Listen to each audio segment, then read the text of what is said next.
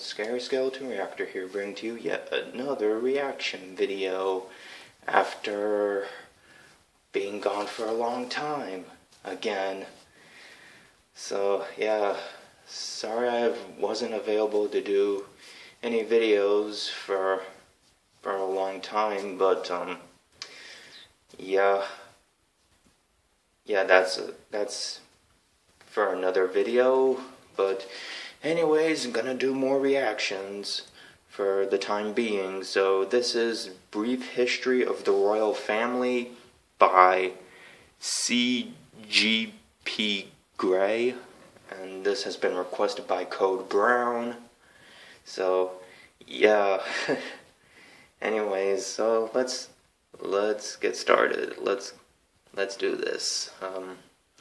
It's been a while. 5, 4, 3, 2, 1, start. 1066, the start of the royal family on these fair isles. Well, there were kings in many countries before that, and druids before that, and Pangaea before that, but we have to start somewhere, and a millennia ago is plenty far. If that leaves out Ethelred the Unready, so it goes. William the Conqueror conquered in the Norman Conquest, Norman here being code for French. Because it's the olden days, people had lots of kids, but to keep things simple, this family tree is going to leave out many of them on each branch, because not every child matters. Well, that's so not had good. 3 kids we care about: William II, Henry I, and Adela. If you've seen the video about royal succession, click here. If you haven't, you'll know that formal rules for passing on the crown will get established, but for now, it's what a about William home II? team advantage to the eldest son. But never forget, bigger army diplomacy. Upon William the Conqueror's death, William II became king. William II didn't marry, and on a bro's day out with Henry, died in a hunting accident that gave Henry I the crown. Supposedly, Henry yeah. 26 children, of which only 2 were 100% legit. He declared his daughter would rule next after his son died in a shipwreck. What about and King swore his knights Stephen? to honor Empress Matilda by crossing their hearts, hoping to die, sticking a needle in their eye. But when Henry I died while Matilda was in France, many ignored this while her cousin Stephen raced to Westminster using faster army diplomacy to get coronated first. Empress Matilda did eventually return and start a decades-long civil war that was pretty much a stalemate because turtling in the 1100s was an effective RTS tactic. While she did rule part of the island, as Matilda never had an official coronation, her monarchical status is disputed. Now, as Stephen's children were either dead, disinterested, or a nun, his crown went to his nephew, Henry II, who had 4 sons: Henry the Young, Richard the Lionheart, King John, and Jeff. Guess who died before his turn? Henry II saw the history thus far of conquering, assassination, maybe usurpation, attritional war, and decided waiting until after the death of the current king before sorting out the next king didn't work. So Henry II changed the system and crowned Henry the Young co-king with him, invoking the rule of 2. 1 is none. 2 is 1. If it's important, you need a backup. It was a good plan for stability, helped by the young king's popularity, but unfortunately the apprentice rebelled against the master, rallying his brothers, which resulted in another civil war of disputed monarchs, during which Henry the Young died of dysentery, Henry the Elder died of fever, and Richard I took the crown.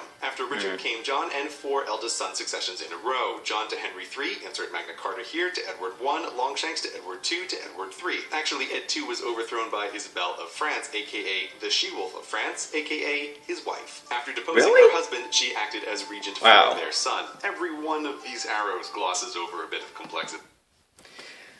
Wow. That's a class in itself. Jeez. Yeah, I didn't know about the other children, as far as my memory goes, but, yeah. Yeah, I could never get myself into learning British history and history of the royal family. It is so confusing. Like, I can only pick up, like, bits of it. But, yeah, that is quite an earful. So much dysfunctional elements going on within the family. Man, not good. Today it would not stand. III had 5 sons, Okay. Edward the Black Prince, Lionel, John, Edmund, and Thomas, none of which would wear the crown. When Edward Really? III died, his throne would have gone to the Black Prince, but he was dead at the time, so the crown went to his boringly named son Richard, now the second. There's a bunch of drama llama stuff around Richard II, which your English Drama teacher llama. should read about, but spoiler alert, history's ending is always the same. Bigger army Shakespeare. diplomacy. This time from Henry IV, who gets the crown, and Richard II gets starvation and captivity. Another Henry Really? we get to the War of the Roses, a war that strikes terror and boredom in the minds of students of history the nation over, who have to deal with this family tree simplified to explain why everyone was angry. But the shortest version ever is Edward III's great-great-grandsons duked it out, even though one of them was dead for part of the fight. But we can't get into that now, so Henry VI to Edward IV to Henry VI to Edward IV, the end. Edward IV had left his crown yeah, to that his is son, confusing. but in 12, he needed protection, I don't know so if I Richard, would have his bestest made it uncle, through that the royal, class. promised to take super good care of him. Edward V then promptly disappeared under suspicious circumstances that left Richard to become Richard III. But he didn't stay king for long, because Edward III's great-great-great-great-grandson Henry VII took the crown, put a ring on Elizabeth of York to lock down that royal legitimacy, and then sired Henry VIII, splitter of churches and ladies. Henry VIII thought it was high time to formalize... Yeah, you remember my reaction to oversimplified Henry VIII. Oldest boys first, girls only if there aren't any boys. And Parliament approved the rules, which should have made everything neat and tidy, but we're about to enter the really messy time. Because Henry's son lived... I thought this was already messy enough. Screwed up, inheriting the throne at 9. There was, of course, a scheming protectorate running things, yet he still declared at 15 that his father's rules were dumb, and his sisters were dumb, and that his first cousin, once removed, Lady Jane Grey, should be the next monarch instead. He died, and Lady Jane Grey became queen at sweet 16. Sort of, in a disputed status way, for 9 days, until beheaded by Mary, the first really, truly, officially, nobody doubts a queen. Mary didn't have any kids and passed the crown to Elizabeth I, who became the second queen in a row to also not have children. But no problem, because Lady Jane Grey was next in... oh, right. Now this is the point at which we acknowledge Scotland exists. They've been doing their own royal thing, which for our purposes joins the English branch, where Edward III's great-granddaughter married into it in the 1400s, and then goes James, James, James, James, James, Mary Queen of Scots, James, bringing us Oh my goodness. 1600s. Henry VIII, importantly, also Back to the 1690s. English legitimacy points in the eyes of the English Parliament, which asks to borrow Scotland's James, making him king of 2 countries, with 2 numbers in his name depending on where you're counting from. James had a son... Well, that is and you complicated. might think this unification of the monarchs means the very messy time is over. But no.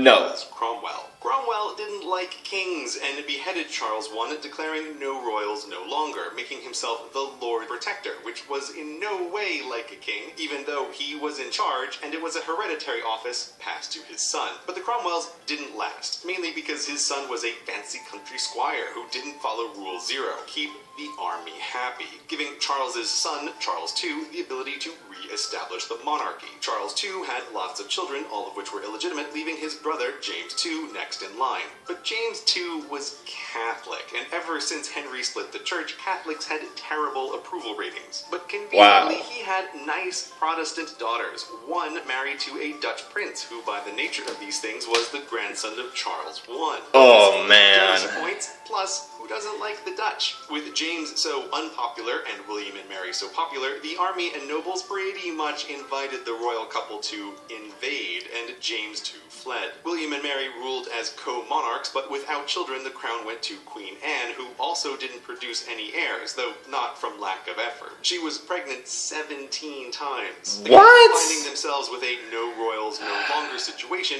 Not good. was really truly seriously the Jeez, time what to kind sort of out pain the was rules she of in? inheritance, to avoid pretenders from every branch of this messy tree fighting over the crown. Parliament did a royal reboot to clear the cruft, defining Sophia of Hanover, the granddaughter of James dual numbers, to be the new starting point for all claims to the crown. These rules finally stuck, thus ending the very messy time. George I, son of Sophia, was... Well, I'm already confused, so this George II, entire George III, and even family though he tree's lost already America in messy. his mind, never fear, the rules are here, so the crown can continued to calmly descend the family tree, going to George IV, who didn't have any surviving children, to William IV, who had 10 children, all illegitimate. Then passing through his dead younger brother to Queen Victoria, who started her reign in 1837 and made it to just over the finishing line of the 20th century, which is a doubly impressively long time given the state of medical technology then. After the end of her age, the crown went to her son Edward VII, to George V, to Edward VIII, who finally breaks up this neat and tidy and somewhat boring line of succession by committing a scandal, marrying a commoner, an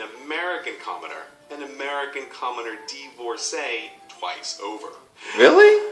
Actually, the divorces were a real problem and weren't compatible with the monarch's role as head of state and also the Church of England in the 1930s. Edward abdicated to his brother George VI, who was reluctant to take the crown and then had to oversee World War II and the subsequent breakup of the British Empire, which drained the reluctant king's health, who died at 56, leaving the crown to Elizabeth II in 1952 at the age of 25. 7 years older than Victoria, her great-great-grandmother was on her coronation day, but in early September 2015, Elizabeth became the longest reigning queen in not just British history, but world history. From Elizabeth II, the crown continues on to Charles, the longest heir apparent in British history, to his son William, to his son George. And that is a brief history of the royal family.